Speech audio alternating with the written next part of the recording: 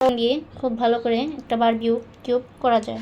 এই যে আজকে আমি আপনাদেরকে ঘরে থাকা মশলা দিয়ে মাখিয়ে বারবিকিউ করে দেখাবো।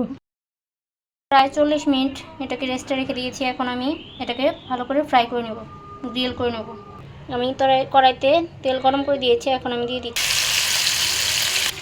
আমি এটাকে ভালো করে উল্টে পাল্টে ভেজে নেব সময় নিয়ে। আমি গ্রিলটাকে ভালো করে উল্টে পাল্টে ভেজে নিচ্ছি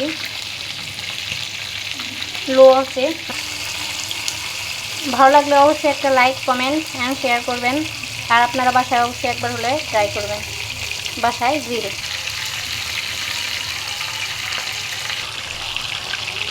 আমার গ্রিল করা হয়ে গেছে, আমার প্রায় 40 মিনিট সময় লেগেছে।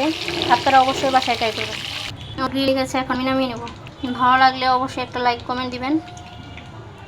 আর আপনারা যারা সবাই একবার হলো বাসায় এই রান্নাটা ট্রাই করবেন।